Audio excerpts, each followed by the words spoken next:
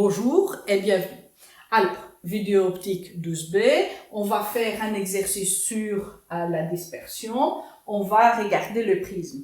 Mais au lieu de le voir dans les 3 dimensions, on va seulement le voir dans les 2 dimensions, ce qui est finalement beaucoup plus facile. Mais on aura quand même à utiliser un peu nos notions de géométrie des années précédentes, aussi bien que évidemment la formule en fait de Snell-Descartes pour la réfraction avec l'indice de réfraction et la loi des sinus.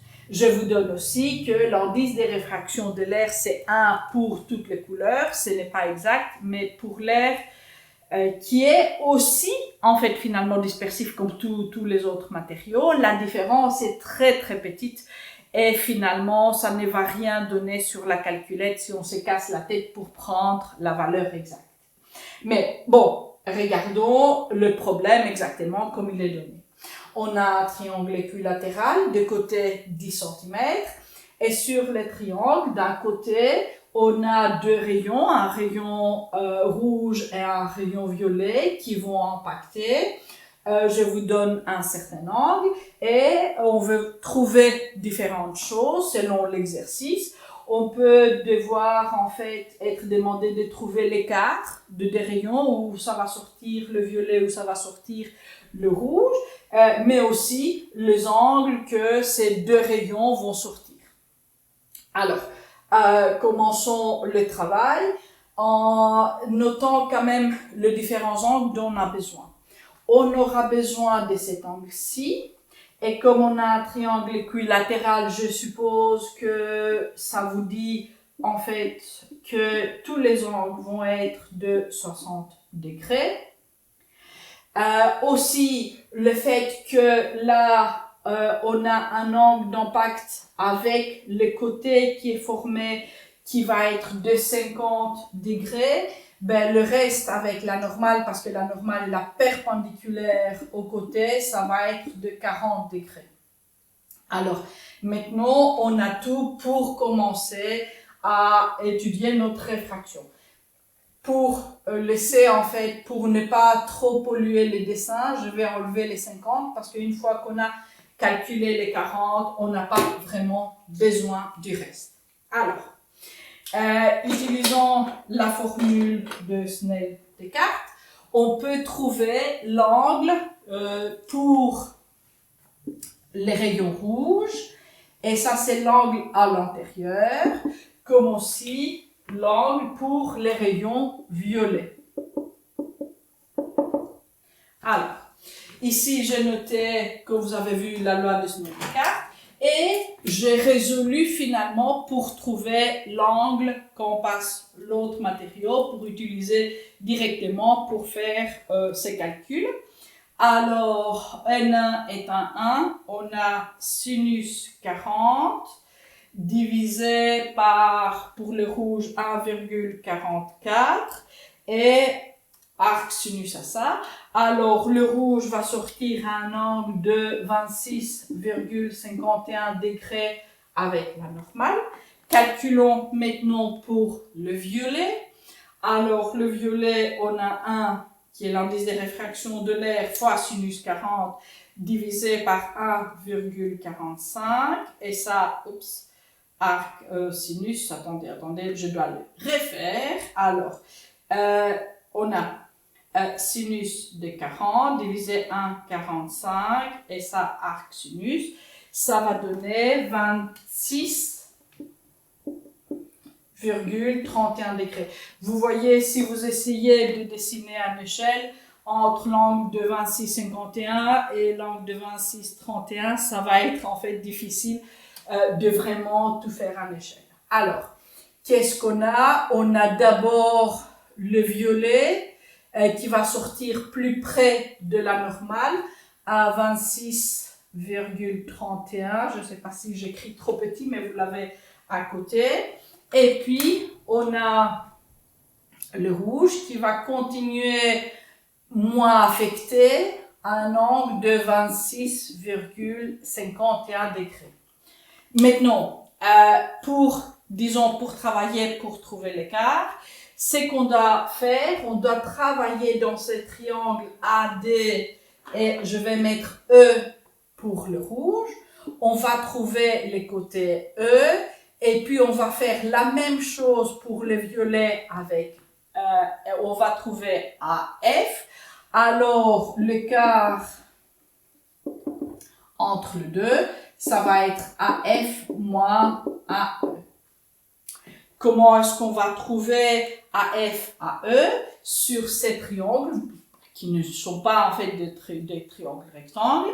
C'est qu'on va faire, on va utiliser la loi des sinus. On doit d'abord trouver les différents angles. Alors, ça c'est 60. Ici, en fait, avec la normale pour le rouge, on a 26, 51. Ça veut dire que l'angle que le rouge fait, ça va être 90 moins 26, 51. Alors 90 moins 26, 51. Et ça va être 63, 49. Alors 63,49, c'est cet angle-ci. Et pour faire la loi de sinus, ça va nous donner cet opposé AE qu'on veut. Pour savoir ça, en fait, c'est plus compliqué. Le plus facile, c'est de calculer cet angle. On sait que cet angle aura 4 cm en face, alors on peut utiliser la loi de sinus. Comment est-ce qu'on va trouver cet angle? Mais on sait que tout triangle, si on prend les angles, vont s'additionner pour donner 180. Alors on fait 180 moins 60, moins 63,49. Et on a un angle ici de 56,51 degrés. Alors, une fois qu'on a ça, on peut faire la loi de sinus. Parce que les sinus de 63,49 degrés divisé par le côté opposé qui est AE, ça va être les sinus de cet angle-ci, alors sinus de 56, 51, divisé par 4 cm. Ok, je note centimètres, comme ça on sait qu'on aura la réponse directement en centimètres. Alors, on va faire le produit croisé, on va faire 4 fois sinus 63, 49, divisé par ça, et ça va nous donner le côté AE. Alors, je fais 4 fois sinus 63,49 et ça divisé par sinus 56,51 et ça va nous donner 3,93 et je vais mettre le 3 aussi après qui est centimètre. Alors, le AE est un peu moins que le AD. On va faire exactement la même chose pour calculer AF. Maintenant, on a un autre angle parce qu'on a 26, 31. Ça veut dire que l'angle OD, il n'y a pas place pour dessiner là. Alors, l'angle OD, ça va être 90 moins 26, 31. Alors 90 moins 26,31, ça veut dire que c'est 63, 69 degrés. Et ce qui nous laisse l'angle OF qui va être 180 moins 60 moins 63,69 parce qu'on sait que si on additionne les angles d'un triangle, ça va faire 180. Ça nous donne 56,31 degrés. Alors, même chose. Alors, le sinus, ça veut dire que les sinus de 63, 69 degrés sur le AF, qui est le côté opposé, ça va être égal au sinus 56,31 degrés divisé par le AD qui est de 4 cm. Ça veut dire que AF, on doit faire à la calculette. Alors 4 fois sinus 63,69 et ça divisé par sinus 56,31. Ça va nous donner un peu plus finalement de 4. Ça va donner 4,319 cm. Et vous voyez comme la géométrie finalement, le fait que les angles soient inclinés, ça va nous donner un plus grand écart qu'on avait avant. Ici, on a une petite distance. Avant, on avait 30 cm et on avait en fait quasi le même écart. Alors, pour calculer l'écart, je fais l'un moins l'autre, 3,933. Et alors, l'écart va être de 0,386 centimètres. Alors, on a quasi 4 mm pour en fait un espace très petit parce que c'est la géométrie qui nous aide. Alors, maintenant qu'on a calculé l'écart, on va changer la donne et ce qu'on va faire, on va calculer les angles auxquels les deux rayons vont sortir. C'est beaucoup mieux de redessiner, n'est-ce pas? C'est beaucoup plus clair. Alors, la situation initiale, on avait les deux rayons qui impactaient le prisme ici au côté.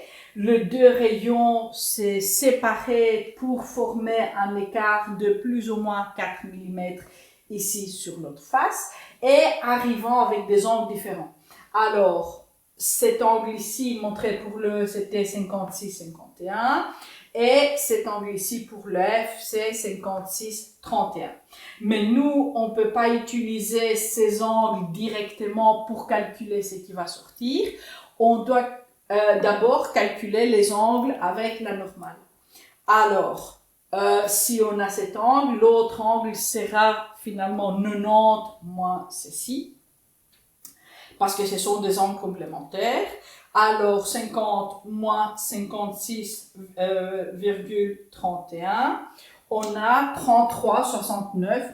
Alors, 33,69, c'est l'angle d'incidence maintenant à l'autre partie du prisme pour les rayons violets. Et pour les rayons rouges, c'est 90 moins 56,51.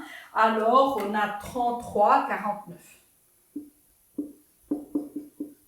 Et ces angles-là, on va les utiliser pour trouver après ce qui va se passer à la sortie. Pour la sortie, on a la réfraction, alors on va utiliser la formule en fait de Snell que j'ai mis ici.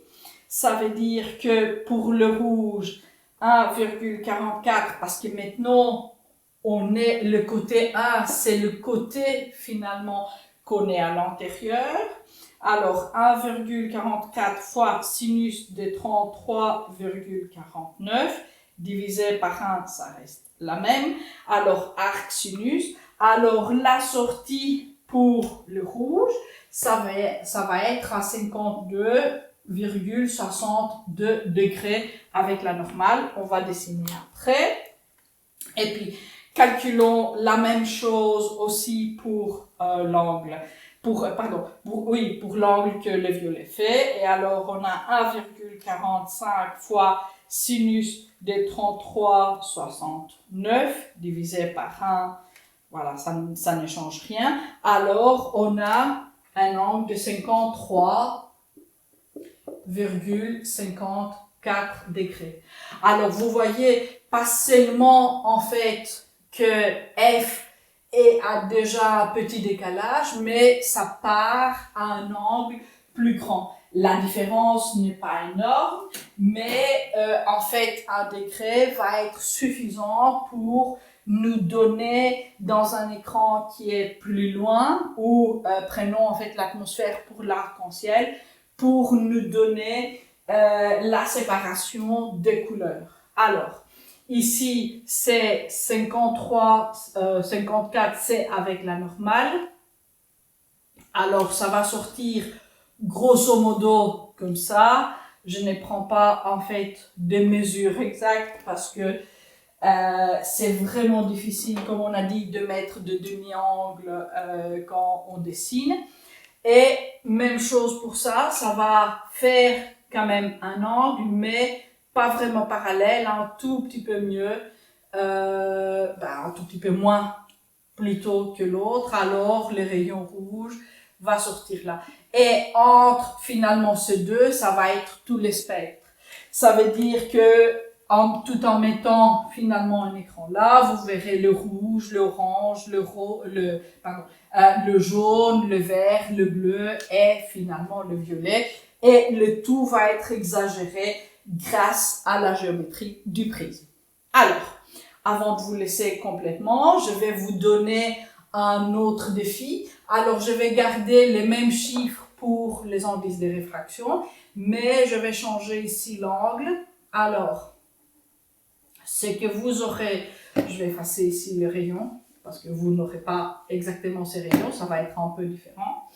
Alors, vous aurez ici 40, disons un triangle 40 degrés. C'est un triangle isocèle de côté, disons, de nouveau 10 cm. Alors 10 cm ici, 10 cm ici. Et je vais exactement les mêmes choses. Les angles vont être un peu différents. Je vais mettre ici 40 de sorte que l'autre soit 50. Les deux choses que je vous demande, alors c'est le quart de deux rayons rouge et violet quand ces rayons vont impacter ici sur l'autre côté du prisme, ça c'est une chose. Et une deuxième chose, les angles de sortie pour les deux rayons. On efface un peu ça. Alors, on rappelle, vous avez l'indice de réfraction du rouge, du violet, de l'air, on a dit on va pas faire différence. Vous avez les deux angles, je pense que tout est bon. Je vais vous dire au revoir et à très bientôt pour d'autres exercices. Ciao!